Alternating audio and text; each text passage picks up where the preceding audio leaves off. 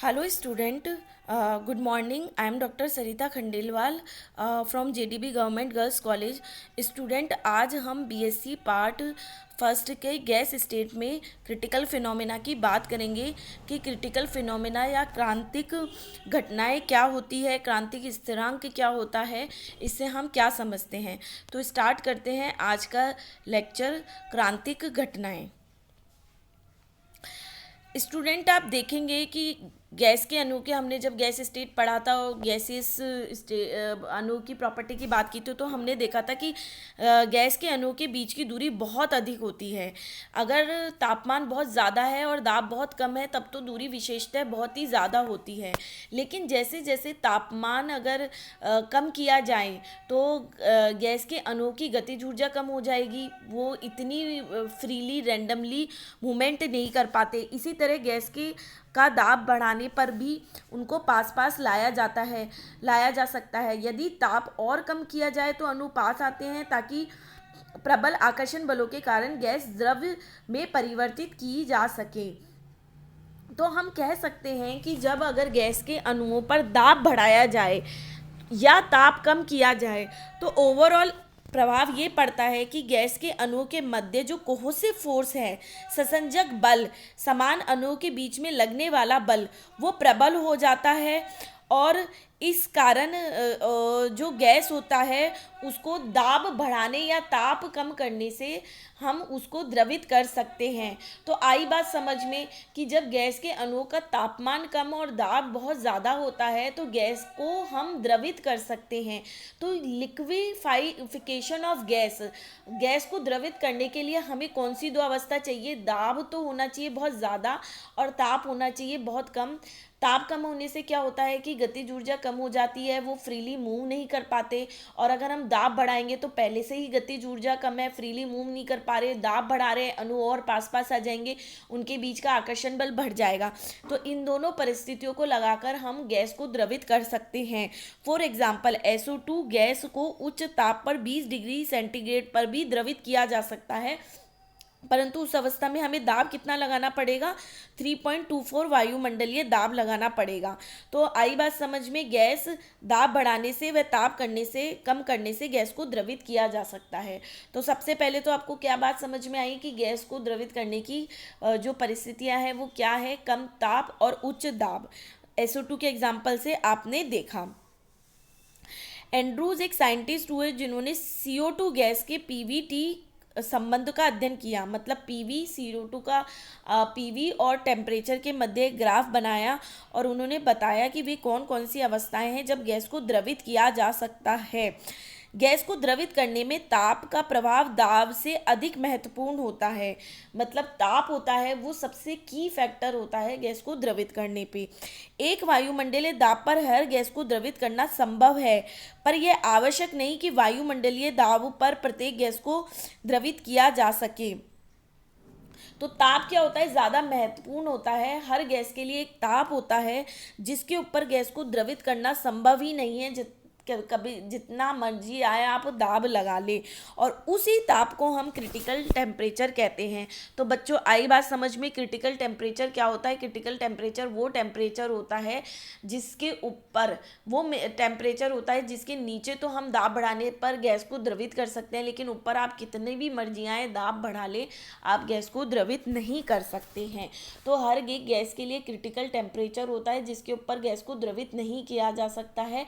इससे बात आई समझ में कि जो ताप है वो दाब से ज़्यादा महत्वपूर्ण है, क्योंकि दाब तो आप कितना भी बढ़ा दे, कोई भी आप टेम्परेचर की वो ले ले, आप दाब बढ़ाकर गैस को द्रवित कर सकते हैं, लेकिन क्रिटिकल टेम्परेचर के ऊपर आप दाब कितना भी बढ़ा ले आप गैस को द्रवित नहीं कर सकते हैं। वह ताप जिसके नीचे गैसों को केवल दाब लगाकर ही द्रवित किया जा सकता है, या फिर वह ताप जिसके ऊपर गैसों को द्रवित नहीं किया जा सकता चाहे दाब कितना भी लगा ले, वो क्रिटिकल टेम्परेचर कहलाता है। तो क्रिटिकल टेम्परेचर किसी भी गैस के लिए, मान लो अगर किसी गैस के लिए 25 डिग्री सेंटीग्रेड क्रिटिकल टेम्परेचर है, तो ये आप मान के रखें कि 25 डिग्री से ऊपर उस गैस को कभी भी लिक्विड नहीं रखा जा सकता है, और उसके नीचे जो टेम्परेचर है उसके अकॉर्डिंग आप दाब लगाएं और आप उसे लिक्विड कर सकते हैं। हैं। यह गैस का एक कैरेक्टरिस्टिक प्रॉपर्टी होती है, अर्थात हर गैस के लिए एक क्रिटिकल टेम्परेचर की फिक्स वैल्यू होती है। फॉर एग्जांपल CO2 गैस का जो क्रांतिक ताप है वो 31 डिग्री सेंटीग्रेड है। अतः इसका मतलब ये है कि 31 डिग्री सेंटीग्रेड के ऊपर हम कभी भी CO2 को द्रवित अवस्था में नहीं प्राप्त कर सकते हैं, चाहे हम कितना भी दाब लगा लें। और इस जो क्रिटिकल टेम्परेचर है 31 डिग्री सेंटीग्रेड पर जितना दाब लगा के गैस को द्रवित किया जा सकता है उसको हम क्रांतिक दाब कहते हैं। फॉर एग्जांपल 31 डिग्री सेंटीग्रेड पर अगर हमें CO2 को द्रवित करना है तो 73 वायुमंडलीय प्रेशर हमें देना पड़ेगा। अगर हम इससे कम तापमान पे जाते हैं तो उस अकॉर्डिंग आपका वायुमंडलीय दाब वेरी करता रहेगा, लेकिन 31 डिग्री पर फिक्स है कि 73 ATM प्रेशर आपको लगाना पड़ेगा। तो क्रिटिकल टेम्परेचर पे जो दाब लगाया जाता है जिससे गैस को द्रवित किया जा सकता है उसको क्रिटिकल प्रेशर कहते हैं। और इस क्रिटिकल टेम्परेचर और क्रिटिकल प्रेशर पर 1 मोल गैस का जो आयतन होता है उसे क्रिटिकल वॉल्यूम कहते हैं। यह आयतन 1 मोल गैस का आयतन जो CO2 के लिए क्रिटिकल टेम्परेचर मतलब 31 डिग्री सेंटीग्रेड और क्रिटिकल प्रेशर मतलब 73 ATM प्रेशर पर होता है वो 95.7 ml होता है। बच्चों ये CO2 का काफ़ी इम्पॉर्टेंट वैल्यूज़ हैं, आप इन्हें लर्न करिए क्योंकि सबसे पहले CO2 के एग्जाम्पल से इस क्रिटिकल फिनोमेना को समझाया गया। तो क्रांतिक दाब, क्रांतिक आयतन भी क्रांतिक ताप की तरह एक कैरेक्टरिस्टिक प्रॉपर्टी है प्रत्येक गैस के लिए। प्रत्येक गैस के लिए क्रांतिक ताप पर क्या आयतन होगा और क्या दाब होगा वो फिक्स रहता है। इन्हें TC, PC और VC द्वारा व्यक्त किया जाता है और ये सामूहिक रूप से क्रांतिक स्थिरांक कहलाते हैं। तो आपको आई बात समझ में कि क्रांतिक फिनोमेना क्या है। क्रिटिकल टेम्परेचर निकालना किसी भी गैस के लिए जिसके ऊपर उसको द्रवित नहीं किया जा सकता है उसे हम क्रांतिक फिनोमेना कहते हैं। और हमने क्रांतिक स्थिरांक की भी बात की कि क्या क्रांतिक ताप होता है, क्या क्रांतिक आयतन होता है और क्या क्रांतिक दाब होता है।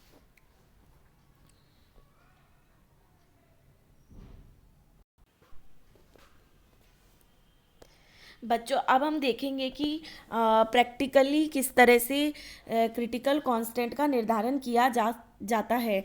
क्रांतिक ताप व क्रांतिक दाब का प्रायोगिक निर्धारण इस बात पर निर्भर करता है कि जो क्रांतिक ताप होता है उस पर जो द्रव और वाष्प जो दोनों उपस्थित होते हैं उनका घनत्व होता है वो एक दूसरे के समान हो जाता है। इसीलिए वह ताप जिस पर घनत्व वो द्रव और वाष्प को पृथक करने वाली सीमा खत्म हो जाती है, अदृश्य हो जाती है, वो ताप क्रांतिक ताप होता है। तो इसका जो बेसिकली जो आधार है वो ये है कि क्रांतिक ताप पर गैस और द्रव को जो मतलब आपने द्रव लिया और जो गैस उसको लिक्विड बनी उसके बीच की जो सीमा है वो अलग हो जाती है। आप क्लियर नहीं बता सकते कि यहाँ से द्रव शुरू हो रहा है या यहाँ से वाष्प शुरू हो रही है। इस आधार पे क्रांतिक स्थिरांक का निर्धारण किया जा सकता है। इसके लिए एक उपकरण लिया जाता है, ये कांच की नली का बना होता है, ये यू की आकृति होती है और इसके एक सिरे पर बल्ब जैसा बना होता है। इस बल्ब में द्रवित गैस को भर दिया जाता है और नली के बाकी सिरे में पारा भर दिया जाता है। मैं आपको ये डायग्राम दिखा देती हूँ। आप ये डायग्राम देख रहे हैं कि एक यू शेप की नली है जिसके एक सिरे पर बल्ब बना हुआ है। इस बल्ब में तो द्रवित गैस ले लेते हैं और बाकी जो नली का भाग होता है उसमें हम पारा भर देते हैं। तो आप इस नली में देखा आपने कि किस तरह से द्रवित गैस को भर दिया जाता है, ठीक है। फिर है ना द्रवित गैस को भरा जाता है, बाकी उसका पारा भर दिया जाता है, बाकी हिस्से में नली के दूसरे सिरे को पारे के तल के कुछ ऊपर से बंद कर दिया जाता है, ठीक है, ताकि उसमें कुछ हवा रह सके। आप ये देख रहे हैं कि जो ये पारा ब्लैक ब्लैक पारा दिख रहा है उसके ऊपर कुछ हवा भर दी गई है, ठीक है। नली का यह भाग मैनोमीटर की तरह काम करता है। बल्ब को एक जैकेट में बंद कर दिया जाता है जिसमें एक स्थिर ताप का जल प्रवाहित करके बल्ब को गर्म किया जाता है। ऑब्वियसली आप ये देखेंगे कि स्क्वायर वाला जो बना हुआ है बल्ब के चारों ओर, इसमें गर्म पानी प्रवाहित कर रहे हैं। अब हम गैस को गर्म कर रहे हैं। ताप मापने के लिए जैकेट में एक थर्मामीटर लगा होता है। आपको दिख रहा है एक थर्मामीटर लगा हुआ है।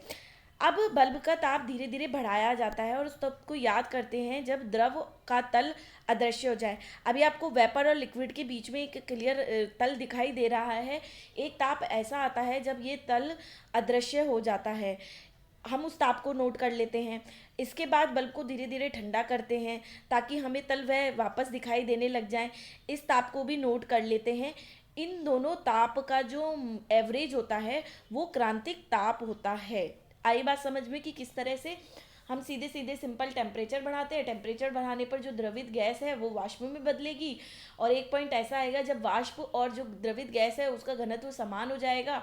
उस पॉइंट को क्रिटिकल टेम्परेचर कहते हैं। उस पर वो तल अदृश्य हो जाएगा, वापस ठंडा करते हैं, वापस दृश्य दिखाई देने लग जाएगा। उनका जो एवरेज होता है वो क्रिटिकल टेम्परेचर कहते हैं। ठीक है। अब मैनोमीटर द्वारा इन दोनों तापों के संगत दाबों को भी मान याद कर लिया जाता है कि वह ताप जिस पर तल अदृश्य हो गया था उस पर दाब नाप लेते हैं, और जिस पर वापस दिखाई देने लग गया उस पर भी दाब नाप लेते हैं।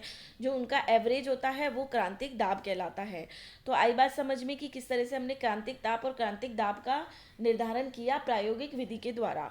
अब ये तो इजी था। क्रांतिक ताप और क्रांतिक दाब का एक मोल गैस के लिए आयतन जो है वो आसानी से नहीं याद किया जा सकता है, क्योंकि दाब व ताप के थोड़े से परिवर्तन से आयतन में बहुत परिवर्तन आ जाता है। इसके लिए एक इनडायरेक्ट मेथड काम में लिया जाता है। यह विधि कायले या माइथस के प्रेक्षणों पर आधारित है। इसके अनुसार किसी द्रव एवं संतृप्त वाष्प के घनत्व के मध्य मानों को संगत ताप के विरुद्ध आलेखित किया जाता है तो एक सरल रेखा प्राप्त होती है। इस नियम को सरल रेखीय व्यास का नियम कहते हैं। ठीक है। आप देखेंगे कि एक आलेख बनाया गया है। एसी वाष्प का और बीसी द्रव के घनत्वों का ताप के विरुद्ध आलेख है। ताप के बढ़ने पर दोनों के मान एक दूसरे के समीप आने लगते हैं और क्रांतिक बिंदु सी पर समान हो जाते हैं, लेकिन ये शार्प नहीं है ये पॉइंट, तो बिंदु सी का निर्धारण नहीं हो पाता। इसे सही निर्धारण के लिए विभिन्न तापों पर वाष्प व द्रवों के घनत्वों के मध्य मान याद कर इनके ताप के विरुद्ध आलेखित करते हैं। प्राप्त सीधी रेखा डीसी वक्र एबीसी को सी बिंदु पर काटती है जो कि क्रांतिक ताप होता है।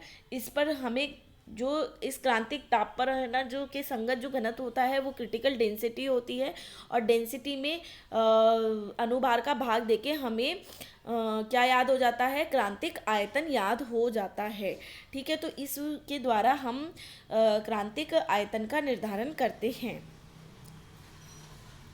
आप ये एक सारणी देख रहे हैं जिसमें कुछ गैसों के लिए क्रांतिक ताप, क्रांतिक आयतन और क्रांतिक दाब को वैल्यू दे रखी है। जैसे हीलियम, हाइड्रोजन, नाइट्रोजन, इनके लिए बता रखा है कि इनके क्रांतिक स्थिरांक की वैल्यू क्या होती है।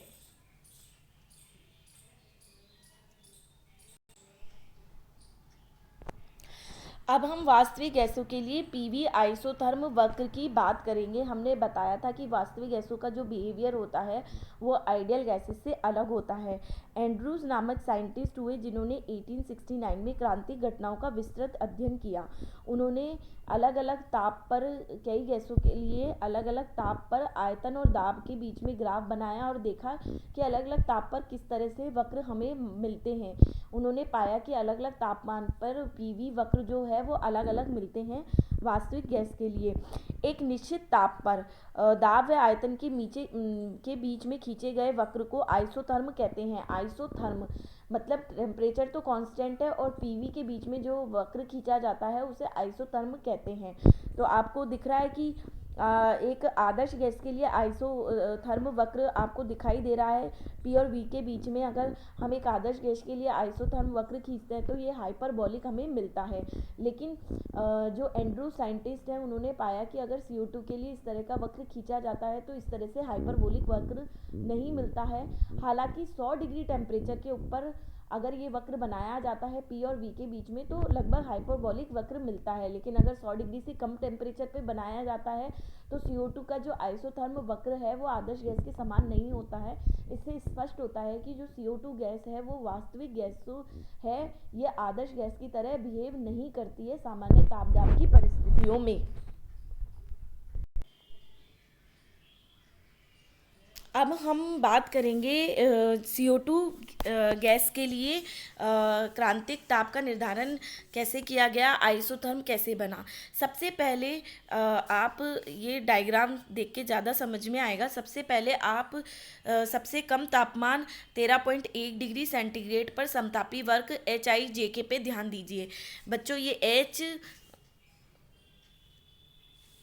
ये देख लो H पॉइंट, ये I, ये J और ये K पॉइंट, इस पर ध्यान दीजिए, इस कर्व पर ध्यान दीजिए।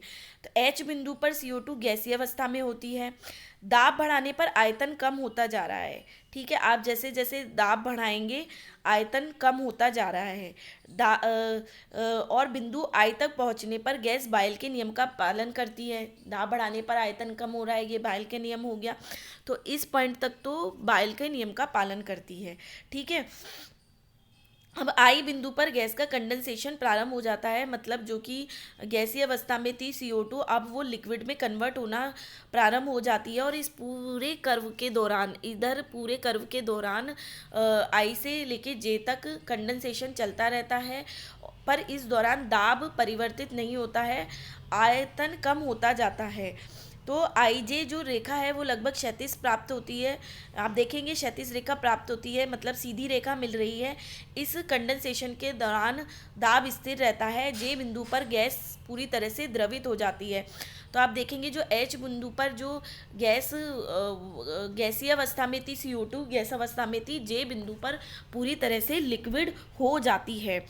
अब इसके बाद अगर हम दाब बढ़ाते हैं तो आप देखेंगे कि कर्व वर्टिकल हो जाता है J की। तो दाब बढ़ाने पर आयतन में कोई वृद्धि नहीं हो रही है।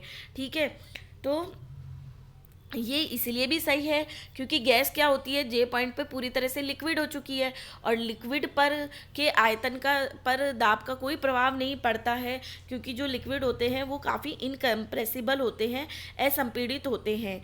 तो ताप बढ़ाने पर तो ये तो आपको एक 13.1 डिग्री सेंटीग्रेड पर एक कर्व मैंने समझा दिया कि H पॉइंट पर CO2 गैसियस अवस्था में थी, I पर लिक्विड बनना शुरू किया, J पे पूरी तरह से लिक्विड बन गई। और अगर हम J के बाद हम दाब बढ़ाते हैं तो आयतन में कोई वृद्धि नहीं होती है। उससे प्रूफ हो गया कि जो गैस है वो पूरी तरह से लिक्विड में परिवर्तित हो गई। अब मैं अलग अलग तापमान पे ये कर्व बनाती हूँ। जैसे 21.5 पे बनाया, फिर 31 डिग्री पे बनाया, 35.5 डिग्री पे बनाया। तो आप देखेंगे कि जैसे जैसे टेम्परेचर ज़्यादा ले रहे हैं वैसे वैसे जो हॉरिजॉन्टल एरिया है वो कम हो जाता है। IJ लाइन है वो सबसे बड़ी है, फिर EF लाइन और छोटी हो गई, और जो 31 डिग्री पे तो एक पॉइंट लगभग बहुत छोटा सा आपको हॉरिजॉन्टल कर्व मिलता है। तो ये बी पॉइंट ही रह जाता है। तो जो बी है वो 31.0 डिग्री सेंटीग्रेड पर जो समतापी वक्र मिलता है, तो उससे पता चलता है कि 31.0 डिग्री सेंटीग्रेड के ऊपर आप कितना भी है ना दाब बढ़ा दे, गैस को लिक्विफाइड नहीं किया जा सकता है। सिर्फ दाब बढ़ाने पर आयतन में कमी होती है। तो ये 31 डिग्री सेंटीग्रेड हो गया, वो CO2 के लिए क्रांतिक ताप हो गया। तो ये हो गई आपको CO2 की क्रांतिक वो हो गई। इसमें आप देखेंगे कि ये क्रांतिक ताप हो गया, इसके संगत जो दाब होगा 73 ATM वो आपका दाब हो जाएगा, और उसके संगत आयतन आपका क्रांतिक आयतन हो जाएगा। और ये जो होता है इसे हम क्रिटिकल आइसोथर्म कहते हैं, क्योंकि आपने एक टेम्परेचर तो फिक्स कर दिया और आप है ना दाब और आयतन के बीच में ग्राफ बना रहे हैं। समतापी वक्रों के क्षैतिज भागों के सिरों को मिलाओ आप।